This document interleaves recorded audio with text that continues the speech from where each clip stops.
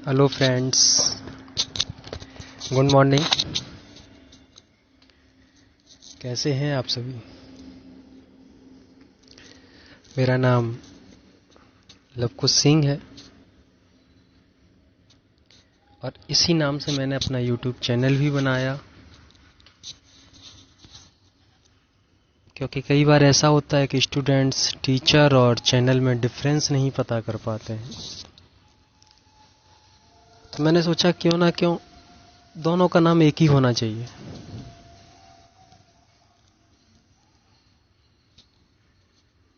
मैं आप सभी को, जो भी मेरे प्यारे स्टूडेंट्स सीबीएसई बोर्ड से पढ़ रहे हैं, आईसीएसई बोर्ड से पढ़ रहे हैं, यूपी बोर्ड से पढ़ रहे हैं और अदर बोर्ड से पढ़ रहे हैं, साइंस एक ऐसी चीज होती है जिसको हम किसी भी बोर्ड से पढ़ें, उसमें जो भी मटेरियल या कंटेंट रहेगा वो एक ही रहेगा। अब जैसे मैं आपसे अभी कहूं कि दूध में अगर चीनी मिलाना है तो क्या आईसीएसई बोर्ड वाले अलग दूध में चीनी मिलाएंगे, यूपी बोर्ड वाले अलग चीनी मिलाएंगे, सीबीएसई बोर्ड वाले अलग चीनी मिलाएंगे, या एनीथिंग कोई भी सा भी बोर्ड का बंदा हो, तो क्या वो लोग दूध अलग अलग कलर का लेके आएंगे कि चीनी अलग लेके आएंगे? किसी की चीनी खट्टी होगी, किसी की मीठी होगी, किसी की कड़वी होगी, किसी की और कैसी होगी। जी हाँ, बिल्कुल। चीनी और दूध कभी भी अपनी क्वालिटी नहीं बदलते हैं। उसी प्रकार साइंस एक ऐसा सब्जेक्ट होता है जो कभी भी अपना कलर या अपनी क्वालिटी को नहीं बदलता है। मीन्स अगर किसी का कॉन्सेप्ट दूध से दही बनाना, जो कॉन्सेप्ट केमिस्ट्री में लिखा है तो वही रहेगा, चाहे फिर वो दूध से दही हम इंडिया में बनाएं, चाहे वो दूध से दही हम अमेरिका में बनाएं, सेम प्रोसेस होगा। हाँ, बस खाली उसमें लैंग्वेज चेंजेस हो सकती है। और वैसे भी अगर हम इंडिया की बात करें तो इंडिया एक डाइवर्सिटी कंट्री है, जहाँ पर दूरी दूरी पर भाषाएं बदल जाती हैं, लोग बदल जाते हैं। तो इसको बोलना बिल्कुल जायज़ है, बट हम इसको ये चेंज नहीं कर सकते हैं कि दूध को दही कैसे बनाना है। आइए हम डिस्कशन करते हैं। आज का हमारा एक टॉपिक है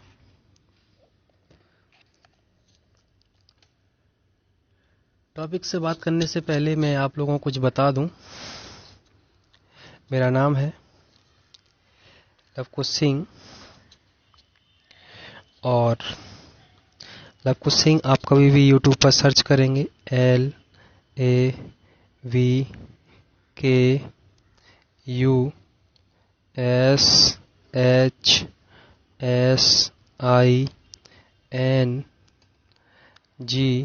LAVKUSHSINGH, ये मेरा चैप्टर है। इसी को आप समझ सकते हैं कि ये मेरा नाम है, ये मेरा यूट्यूब चैनल है। मैं सभी स्टूडेंट से रिक्वेस्ट करता हूँ, इसको सब्सक्राइब करें, शेयर करें और मेरे पेज से ज़्यादा जुड़ें, क्योंकि आज मैं जो डिस्कशन करने वाला हूँ वो डिस्कशन सिर्फ और सिर्फ क्लास 10th के सिलेबस को लेकर है, जिसकी मैं आज पर्टिकुलर केमिस्ट्री के बारे में बात करूँगा। क्योंकि केमिस्ट्री एक ऐसा सब्जेक्ट होता है जिसमें कन्फ्यूजन बहुत होता है, जिसमें बहुत जगह न्यूमेरिकल्स भी आ जाते हैं, रिएक्शंस भी आती हैं, थियोरेटिकल भी रहता है, प्रैक्टिकलाइज भी रहता है। तो मैंने सोचा क्यों सबसे पहले हम केमिस्ट्री को ही उठाया जाए।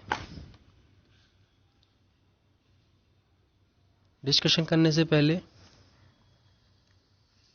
मैं आप लोगों को बता दूं, ये 6 मंथ के लॉकडाउन ने एक ऐसा रूप ले लिया है कि यहाँ पर स्टूडेंट्स के लिए स्कूल जाना बहुत बड़ी चुनौती हो गई है, कोचिंग जाना एक बहुत बड़ी चुनौती हो गई है।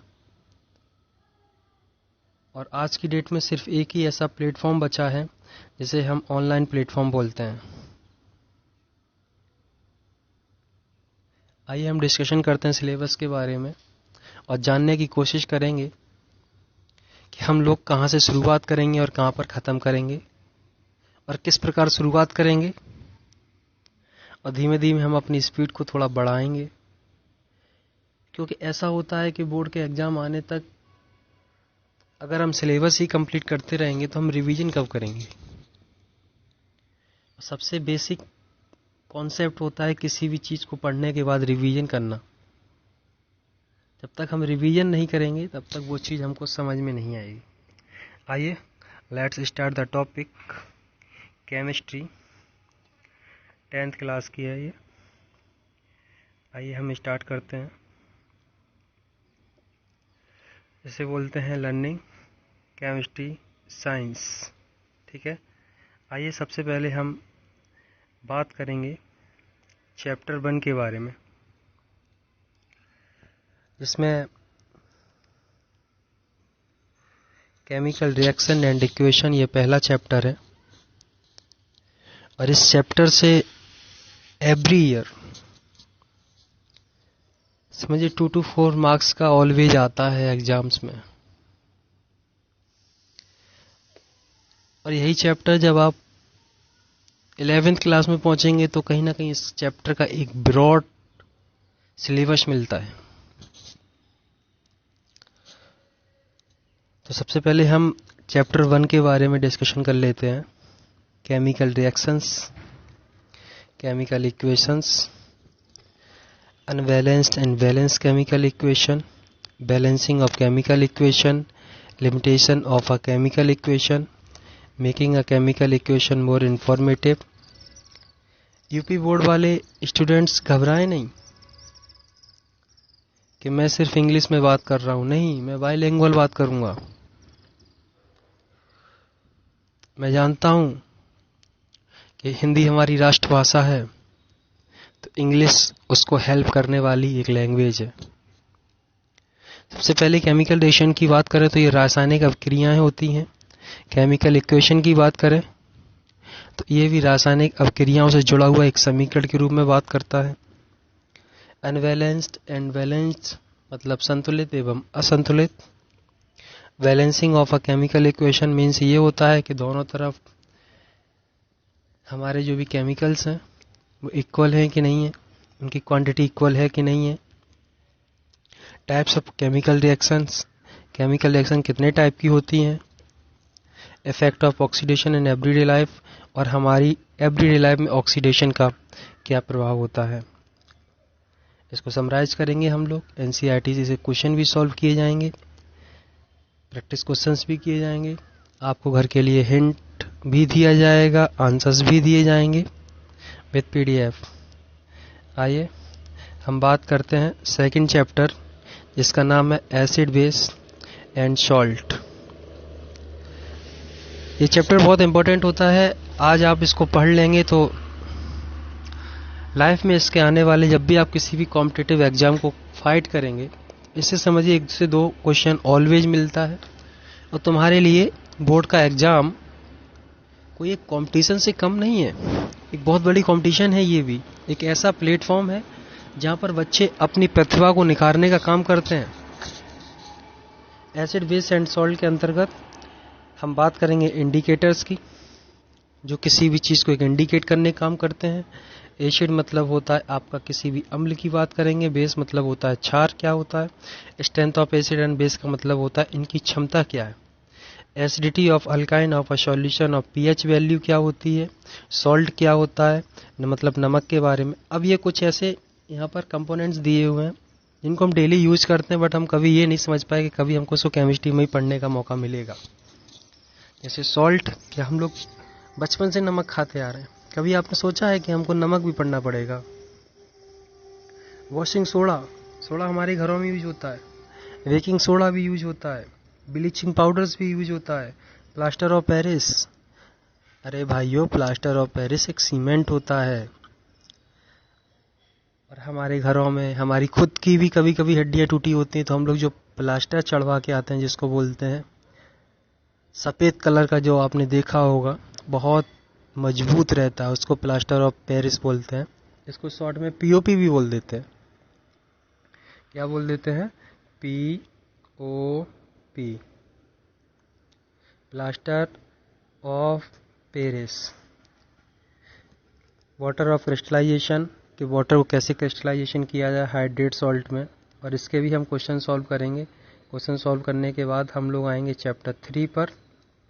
और चैप्टर 3 एक ऐसा चैप्टर जिसको पढ़ना बहुत इम्पोर्टेंट हो जाता है बोर्ड एग्जाम के पर्पस से, क्योंकि इसमें मेटल्स के बारे में बताया जाता है, धातु, नॉन मेटल्स, अधातु, मोड्स ऑफ केमिकल कॉम्बिनेशन, इसे केमिकल कॉम्बिनेशन कैसे बनाया जाता है, compounds, covalent bonding, covalent compound, occurrence of metals, metallurgy extractions of metal, corrosion. Corrosion मतलब होता है किसी भी चीज़ में, जब आपने देखा होगा कोई भी लोहा वगैरह होता है, तो जब उसमें जंग लग जाती है तो जंग लगने को ही कोरोजन कहते हैं। इसके भी क्वेश्चन सॉल्व करेंगे। कार्बन एंड इट्स कंपाउंड एक ऐसा चैप्टर है जिसके बारे में जब भी आप 11th में पीसीएम या पीसीबी लेंगे तो समझो इसके बारे में एक बहुत बड़ा, इसके बारे में ही सिर्फ 2 बुक चलती है, एक चलती है कार्बनिक और एक चलती है अकार्बनिक। तो यहाँ से हमारा बेस तैयार होता है कार्बनिक एंड इट्स कंपाउंड्स का। ऑक्यूरेंस ऑफ कार्बन, कार्बन क्या होता है, इसके ट्रॉप्स क्या होते हैं, यूनिक नेचर ऑफ कार्बन क्या है, ऑर्गेनिक कंपाउंड क्या होते हैं, नॉमेनक्लेचर ऑफ कार्बन कंपाउंड। जैसे कि जब हम कभी बच्चे जब घर में पैदा होते हैं तो उनका नामकरण किया जाता है, घर में पंडित को बुलाया जाता है, और पंडित जी आने के बाद हवन भी करते हैं, बच्चे का शुद्धिकरण करते हैं, उसके बाद नाम रखते हैं, घर में मिठाइयाँ बंटती। बट यहाँ पर ऐसा कुछ नहीं होगा।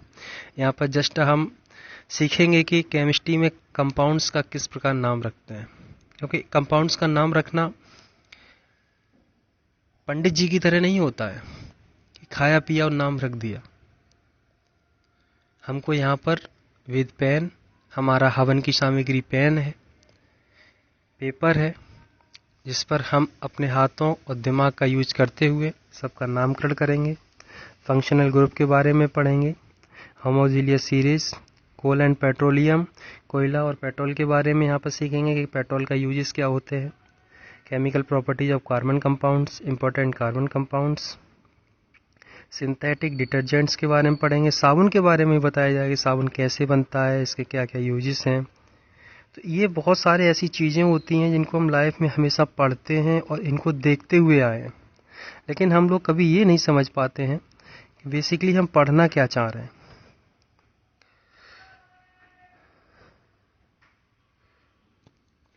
और इसी प्रकार हमारा 5th चैप्टर है टर्मेस Newland of octaves, main features of Mendeleev periodic table, periodic law, modern periodic table, trends in the modern periodic table.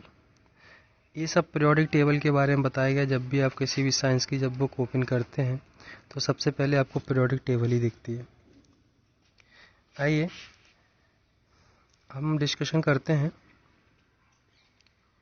Chemistry हम लोग को क्या सिखाती है। केमिस्ट्री हम लोग को सिखाती है कि लाइफ में 2 टाइप्स के चेंजेस होते हैं, एक होता है फिजिकल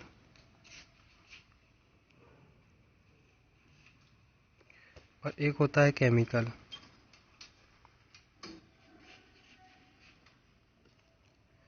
ये फिजिकल चेंजेस और केमिकल चेंजेस, दोनों चेंजेस हमारी लाइफ में ऑलवेज होते रहते हैं। हम लोग के जागने से लेकर सोने तक ऑलवेज फिजिकल केमिकल चेंजेस होते रहते हैं। विदाउट इन दोनों के चेंजेस के हम लोग जिंदा ही नहीं रह सकते हैं। तो आइए हम लोग कल से स्टार्ट करेंगे फिजिकल केमिकल चेंजेस के साथ केमिस्ट्री का first chapter chemical reactions and equations. very thankful to my students